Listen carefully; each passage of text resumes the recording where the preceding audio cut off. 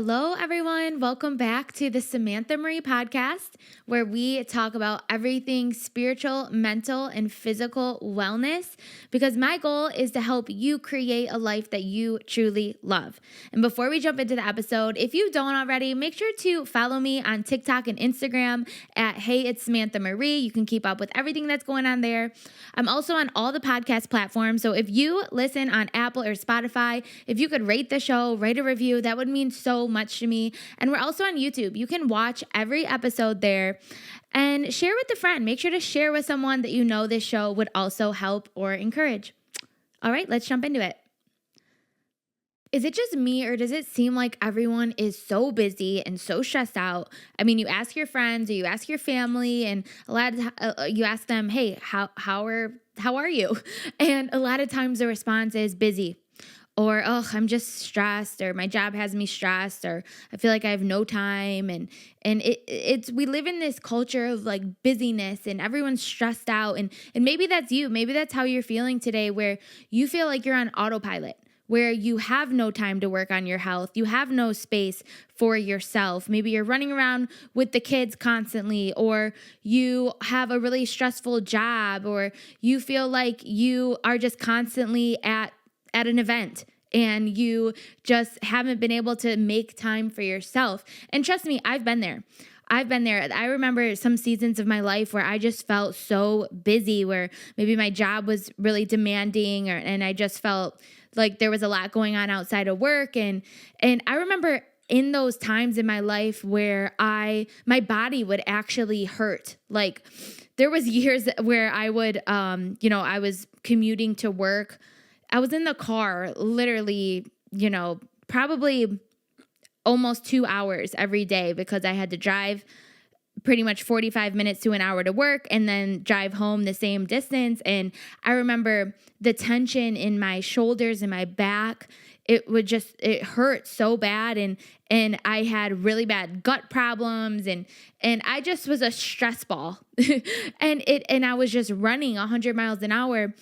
And so we all have those seasons of our life where we feel kind of overwhelmed, or we feel like life is kind of pushing us around, and we are lacking control over our time and our schedule and our mental health and physical health, and really we just feel like we don't have time to focus on ourselves and focus on our health. And I saw this article in Forbes on stress statistics and facts in 2025. And it said people who feel constantly busy report poor mental and physical health, including signs of depression and burnout. And then there was an article posted in Very Well Mind on how constantly staying busy affects our well-being. And it specifically said chronic busyness and stress can lead to serious health problems, including heart disease, high blood pressure, and weakened immune function. And so I kind of started, asking myself, like, what is really the problem? Is it maybe our work schedules, or is it that people are really busy, or like what can we really do about this problem? And I think it all starts with, like, I really believe there's a reason why we, like in these seasons of life, why we may feel so busy or so stressed out. And I think it has to do with one of these three things. So one is maybe our schedule is so jammed because we feel obligated to do things that we don't want to do. Okay, so we feel busy and we feel so stressed because we feel obligated to do things that we literally just don't want to do. Because it's in us as humans to want to please others, or to want to do things to make others happy, or to kind of go with the crowd because that's what everyone else is doing. But in the back of our minds, or in our heart, we actually just don't want to do that. And we're just doing it to please other people. So that can cause anxiety, that can cause stress, and that can cause us to feel busy because we just don't want to be doing these things. The second thing that could be making you feel stressed and busy is that we're lacking purpose and why behind what we're doing. So a great example of this is work. A lot of people feel so stressed and so busy with work, which is understandable. But if we reflect on the why, like why we're going to work and why this is important, that can bring more peace to what you're doing at your job, even if you don't love your job, if you're not crazy about your job. And that can sometimes, it can cause stress when we are going to a job every day with no purpose and no understanding of why we actually are going. And the third thing I thought that it could be sometimes is that we are lacking clarity on the kind of life we want to live. So we're letting outside circumstances dictate our schedule rather than getting clear on what we want and taking back our life. Whew. Isn't that true? I mean, I can't tell you how many times in the past that I just felt so busy and running around and running in circles. And it was because I was lacking purpose. I was lacking what I actually wanted in life. So I was letting other people run my schedule and run my life. And I think we're all kind of guilty of that, right? Because when we don't have a purpose, when we don't have a clear direction of where we want to go or a clear picture of what we want our life to look like, we don't know what direction to move in. We don't know what decisions to make. We don't know what events to say yes or say no to, or what relationships to say yes or to say no to, or what jobs to say yes or say no to, because we are lacking that direction. So it could be a mixture of these three things that is causing us to feel stressed out or busy. And, the last few years, I've gotten so intentional with my life, with my schedule. And I've really got intentional about creating a balanced life, creating a life that I truly love in all areas, in my work, in my health, in what I'm doing outside of work, in my spiritual life, and in my relationships. I've gotten very clear on, okay, this is the direction I want to move in. This is the life that I want to have. So I'm going to get intentional about how I'm spending my time. And I've noticed with myself the last 6 months, probably last 6 months to a year, like when people ask me how I'm doing, I say I'm busy, but it's a good busy. It's a healthy busy. And I've caught myself saying this, and that's why I had this idea for this episode, because I'm like, wow, like I actually feel like I'm at a point where I am at a really good pace in life, a really balanced life where I'm enjoying my work. I'm enjoying, the things that I'm doing outside of work, the extracurricular activities, the things that I'm involved in.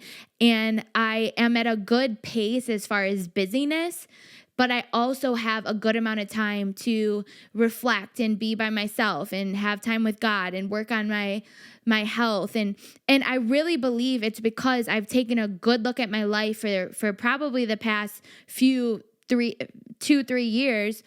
And I've said, okay, what don't I want in my life anymore? How do I want to live my life? What direction do I want to go in? And this has been driving my schedule and my time. And so really, I want to share with you some practical ways that you can start reflecting on your schedule and reflecting on your time and reflecting on the life that you truly want to live, so that you can be intentional with creating a balanced life for yourself. So really the goal of this episode is to give you some practical tools on how you can create a more balanced life for yourself that leads to more joy in life and more time to focus on your health and more motivation to do the things that you want to do. And listen, the reality is we can all make a change in our life to live a life that you truly loved. You have that power to make a change. You don't have to let life run you over anymore. You don't have to let other people choose your destiny and other people choose how you're going to spend your time. And so you have the power to get clear on the life that you want to live and take intentional steps to move towards that. So the first tip and practical thing that you can do to reclaim your time and your health and your happiness is to start editing your life to produce the life you truly love. What do I mean by this? So I've been reading this book called Essentialism. I might have talked about it on the show recently, but I've been reading it with my team at work, and it's about simplifying your life and how simplifying your life just makes everything better. And really, it's kind of about business, but it can apply to life. It can apply to anything really.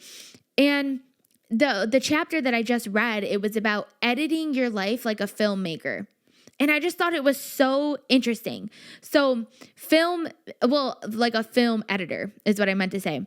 So film editors, their job is to go through the film and cut out everything that needs to be cut out to enhance the production and to really communicate the main message that the producers are trying to communicate to the audience. And I really resonated with that because I love editing my reels on Instagram and TikTok, and I love like creating the reels. And I also love editing my podcast, even though I pay someone to actually edit, but I work with him to cut things that need to be cut and to really like finalize what message we're going to put out there to make sure that it is communicated in the most simple way and the most valuable way to my listeners. And we can do that with our life. So when we start looking at our life like a film editor, we can start cutting out things that no longer serve us, that pull us back, that are hurting us from becoming the person that we want to become, or to make space for doing things that we actually want to do, that actually fill our cup, for making space for relationships that actually bring us joy. I mean, how often do we spend time with a friend that brings us down for years because we feel obligated to, rather than making space to create new friendships that will be fulfilling, that will fill our cup, that is a mutual thing that helps you in the direction that you're moving in. And so looking at our life like a film and really editing out the things that no longer serve us, that aren't good for us, that are holding us back from stepping into the direction that we want to move in to create the life we love, it really enhances life itself. So this actually reminded me of a few years ago when I was in therapy. My therapist told me to start reevaluating my priorities by using the Eisenhower matrix. And she told me to create, like a cross on a piece of paper so that you have 4 quadrants. And I'm not going to lie, before recording this episode, I had to look up. I was like, is quadrant the right word for like 4 squares? And it is, guys. So yeah, I looked that up. Anyway, so we have 4 quadrants, and in the upper left quadrant, so I would honestly like take out a piece of paper, write this down, create a cross on a piece of paper, and write down in the upper left corner, put enjoyable and important. In the bottom left corner, put unenjoyable and important. In the top right corner, put enjoyable and unimportant. And in the bottom right corner, put unenjoyable and unimportant. And so you can use this to start categorizing all areas of your life and all the things that you're involved in, even relationships that you're in, and maybe even like things that you do at work or your job in general. Like, put all of these things into one of these quadrants, and the goal is that most of our life will end up falling into the enjoyable and important quadrant. But the only way that we can get there is if we are very intentional about taking steps to get there, to fill our life with things that are both enjoyable and important. And so I'm sure a lot of people are probably asking, okay, well, what about work? Because work is unenjoyable for me, but I know it's important. And how am I going to change that? Because I need to make money. And I would kind of challenge you to look into, why is work unenjoyable for you? Because I have found that it's usually one of 2 things. It's either that someone is in a line of work that is completely not aligned with who they are or the direction that they're going into or the direction that they want their life to go into. I am in corporate partnership relationship management. So I am a relationship manager between two companies. Okay. And my job is to coordinate contracts, coordinate marketing, relationship building to make sure that both of our companies are aligned and have a strong, healthy relationship for business. And so I get to use my people skills a lot. I get to coordinate projects and work with people, and I love the people that I work with. And so I get to be around people and get connection and so although this job is not something that I see myself doing the rest of my life, it's something that's aligned with the direction that I'm going, and it's aligned with who I am as a person and my strengths that come naturally to me and being a people person. Okay. So that's how I chose this line of work, and it makes it more enjoyable for me because I'm using skills that are kind of like natural to me. Okay. So I would evaluate, like, are you in a line of business that is aligned with your strengths and who you are and kind of the direction that you want your life to go in? Because like I said, I don't see myself being at this company for the rest of my life, but the things that I learn in my job today, I am able to apply to other areas of my life and to my personal goals and to my things that I'm doing outside of work. Like, I learned all of these skills at work. Okay. So evaluate that if you're having an issue with your work and feeling motivated at work. The second thing I would say is, if you really find work unenjoyable, reflect on your why. Like, why is work important? Okay? Because yes, it may not be great. Like, it may not be fun going in the office, but when you start having a clear understanding of your purpose and your why, it does make work more enjoyable. So now, since I have reflected on work, I realize, wow, this is a way that I can build wealth. This is a way that I can prepare for my future family. This is a way that I can create wealth for myself, and so that I can be generous to others as well. Like, there's so many other reasons why you're at work. And also, this is a way that I can be out and be connecting with other people. I mean, some of my best friends I've met at work.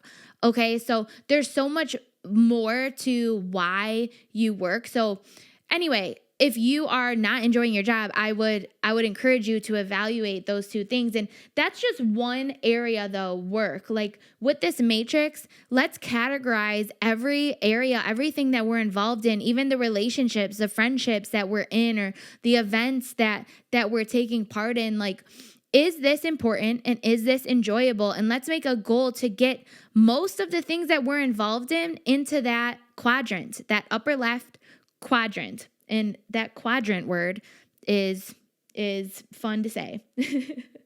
Okay, so, and one last quote on this topic is Corey Allen. I follow him on Instagram. He said, "You don't improve your life by doing more. You improve it by doing less of what doesn't matter." And going back to the film editor, a great film editor knows what to cut. They know what to take out to enhance the message that they're trying to get across. So let's become amazing film editors of our own life and cut the fat, cut the things that are bringing us down, that are stealing our joy, that aren't making us happy, that are unenjoyable, to enhance our quality of life and to create a life that we truly love. Okay, so the second practical tip for you to reclaim your time, your happiness, your health, all your life in general. Like, we want to reclaim it, okay? So the second practical tip is to start saying yes slower and start saying no more. This is hard. This is a muscle that we have to work out, that we have to get used to, because again, a lot of us are just natural people pleasers. We just want to do it all. Maybe we have FOMO and we just want to be everywhere. But it's like, is this really good for me? Like, should I really be going to this? Does this really fill my cup? Is this really aligned with the direction that I'm moving in? And another quote from Essentialism is that I wrote down is, half of the troubles of this life can be traced to saying yes too quickly and not saying no soon enough. And that is a quote from Josh Billings. And this just reminds me even of dating. Like, how often my cousin is always shocked with me. Like, when a guy asks for my number, if I'm not interested, like if I know right off the bat, like this is not going to be a thing, like I will be like, no, sorry. Like I'll be nice about it. Okay. I'll say like, I appreciate you asking for my number, because I want to encourage men to be asking women out on dates. Like, I really want to encourage that. But I also am not, I don't want to waste his time, and I don't want to waste my own time. So I will be very clear with saying, thank you for asking me on a date. However, I'm not interested in anything more right now. And so I'll have to pass. Like, if I don't want you to have my number, I will not give you my number. And so my cousin, she's always surprised that I'm so clear with guys on that, because a lot of women are nervous and will just, they don't know how to say no, and they'll just give the number. And I get it, because it's uncomfortable saying no. It is. But if you know in your spirit, like you do not want to have further conversations with this man, then you got to say no. And even with dating, and when you've gone on like a couple dates with someone and you know it's not going to work, I've gotten really confident and comfortable with communicating that clearly to them. Like, hey, thank you so much for taking the time to take me on a date. Like, I've really enjoyed myself. However, I just don't see this going any further. So, I wish you the best, but I wanted to make sure I'm clear with you on that.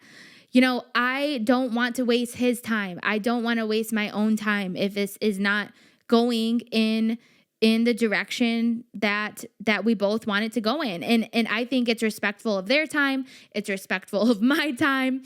And anyway, so it's good to get quicker at no, if you know in your spirit, like if you're still like, hey, I might be interested in this guy, like let's see it out. Like, yes, continue dating him, like continue going out, continue having fun. But I'm saying if you know it's like a clear no, okay? And I'm just using dating as an example. I had this girl on my podcast before, and I really respected her because she came over and we recorded together, and she was so sweet. And I was like, yeah, we should like hang out more, or, you know, cause she's in Detroit area. And she was like, well, you know, I would love to like hang out with you more, but I just want you to know, like, I'm very intentional with my close friends. So I'm not going to pursue like a strong friendship with you if I don't have the time to really have like a deep friendship and be able to be there for you all the time. So basically she pretty much told me like, I have quality friendships that I'm investing in right now, and I don't have time to bring more people into my inner circle. And I thought that I was very impressed. I did not take offense to it or anything, because she does have really strong friendships, and I really respected that. And I have been more intentional with my friendships the past few years, because there are some friends that I've just had in my life for a long time, and we've just grown apart, like no bad blood, like nothing happened. We're different, and our life is on different paths, and so it's okay to let some friendships fade out, or to discontinue some friendships that aren't really aligned with the person you are today, or going in the direction of where you're moving, and getting intentional about, okay, who am I investing my time in? Like who do I want to spend the most time around? And I do think that makes us a better friend for them. And it helps us create more joy in our life because we're choosing to surround ourselves with people that are on the same page with us, that are moving in the same direction as us, and that are really filling our cup as well. So really, when we think about saying yes slower and saying no more, it's really just kind of like as things come in, as birthday parties and events and different opportunities, like really taking time to think about, is this direction the direction I want to move in? Is this enjoyable for me? Or am I just going out of obligation? Am I just going because I feel guilty? Or is this a smart decision for me right now? Is this going to be good for me? Or is this kind of just going to be stressful and am I going to be miserable going and it's just filling up my schedule? And so start to evaluate as things come in. And I've found myself saying no to more events, that even like distant cousins, I'll get invited to birthday parties. And I told myself, I don't need to go to all of these. Like I personally, I'm not very close with some of these people. So I'm not going to feel bad if I say no to an event because I need more time for myself on weekends, So it's good to say yes slower and say no more. And one other example of this lately, like my friends from college are planning a Miami trip soon. And this year I felt like God put it on my heart to get my finances in order, like more than usual. I've always been pretty good with finances, but I need to, it's hard, like on a single income, like being a homeowner on a single income, and listen, like car prices, all that, like it can be hard out here sometimes. And I'm very blessed. So I'm not complaining at all. Like I'm very blessed and very thankful for everything I have, but I felt like God was saying, we need to take a deeper look at your finances and we need to get them in order. And I do feel like part of it is just preparing for my future family. Like I want to have things in order. I want to build wealth for my future family. And so my friends are planning this Miami trip, and my friends are kind of bougie. Like we're not going to we're not going to like some Holiday Inn. Like we're going to like a nice resort. And my friends, like they make good livings, they have like good jobs, so we can treat ourselves like that. But I'm not gonna lie, like when I got invited, I was stressed a little about finances, about my financial goals this year, and I already have a few other vacations planned. So I was like, guys, I really would like to join, but I need some time to think about it. And so I took probably about a few days or a week to think it through. Like, do I really need to go on this trip? Is this smart for me to go on this trip? Do I want to go on this trip? And what I realized is I really want to be there with my friends. I want to have that quality time with my friends. I love being with them. We haven't had a girls' trip in a while. And so I know it will be so enjoyable. And then I looked at my finances and I said, girl, okay, let's celebrate. You can treat yourself. You work hard. And so I ended up deciding to go on the trip. And really, the reason I have been kind of like stressed about finances too is I'm paying off my student loans. I'm in like the last stretch of it, and I'm really excited about that because I've been paying student loans since I got out of college, obviously. And so I said to myself, like, let's celebrate that. Like by the time I go on this trip in May, my student loans are going to be paid off, and let's celebrate on this trip that you got your student loans paid off. And so anyway, so I said yes slower. I reflected, and it actually helps because then you feel better about your decision. Then you're not feeling like guilted into it, or you didn't feel pressured into it, but you feel like you're taking control of your time and your life.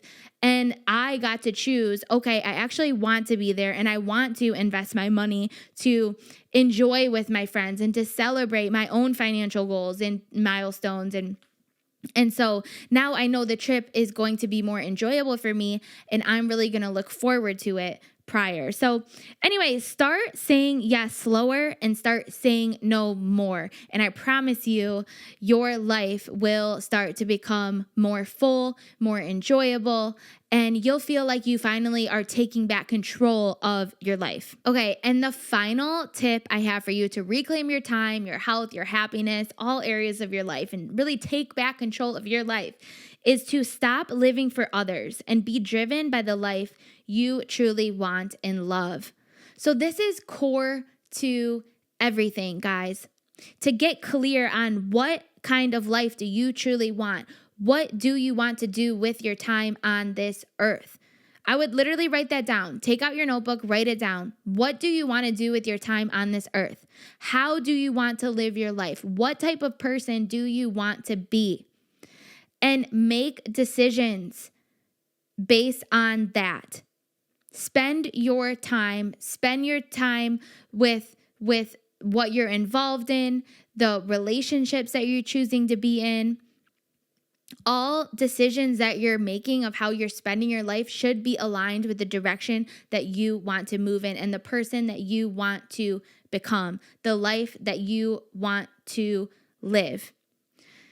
And so this just like a small example of this, because I think we can be so caught up in what other people want us to do.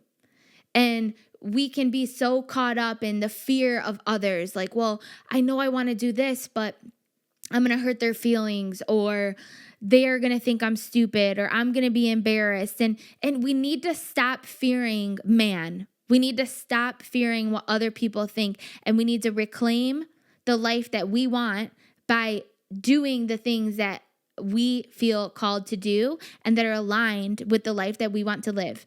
Okay, so one example of that in my life was when I started posting on social media. Guys, this had to be a little over 2 years. It's probably been actually 3 years. 3 years ago, I started posting on TikTok. 2 years ago, I started the podcast. And so 3 years ago, I had it in my heart that I was going to start a podcast, but I knew in order to start a podcast, I needed to be on social media. I hated social media before this. I thought it was bad for people's mental health. I didn't like being on there. I personally love to be like present in the moment. I don't like having to be online and blah, blah, blah. And I'm still like, when I'm on social media, it's with a purpose. It's for like creating. I'm not one to like scroll a lot and stuff. It just, for my mind, it just doesn't feel, I don't know. It just doesn't fill me. It stresses me out more so. But anyway, I was like kind of against social media before I started. And so I wasn't really on there much, but I knew, okay, God was calling me to social media. I just felt it. I felt it in my spirit. I can't explain it. I just knew that I needed to go on. And someone mentioned to me, well, you should start on TikTok because TikTok will get you comfortable posting and you can build a following on there. And then when you're ready to start the podcast, you'll be more used to like posting content. So I remember when I first started posting, I was so nervous, guys. I felt so stupid and so weird, but I was so fearful of like what other people thought. I'm like, people are going to think I'm crazy. My family's going to think I'm weird. Like I'm talking about my faith openly. Like these people that a lot of people didn't even know like how important my faith was to me because I just kept things so private. So I was like, they're going to think I'm weird.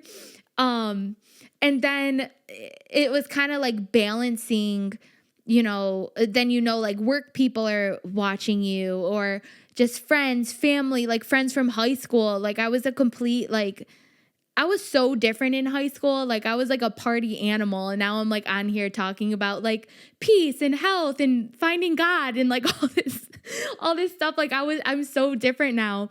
I'm different in a sense. Like I'm not that like super party girl like I used to be. So a lot has changed, but I'm still who I am at my core. But anyway, I was so nervous about what other people thought. And even like specifically my family, like I remember my mom calling me when I first started posting, like, are you okay? Like, is something wrong? Cause I was posting about like breakups and dating and single life. And I was like, yes, everything's fine. Like, this is for a purpose, you know?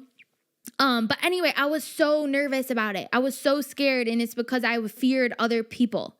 I was living for other people, and I had to get over that. And I had to tell myself, look, if I'm going to build the life I want to build, if I want to live the life that I truly love, I need to do what I need to do and what I know is right in my spirit. If it will drive me crazy, and I will never live the life that I want to live if I'm constantly looking for other people's validation or other people's direction. I'm going to follow my intuition and where I feel that God is leading me to go. And that is what matters most. And yes, there will be certain people that will confirm things for you, but at the end of the day, you need to do what you know is best for yourself, because only you can hear what God is leading you to do. Okay? And if we are constantly living for the approval of others, we will never create the life we truly love, because we will be dragged around.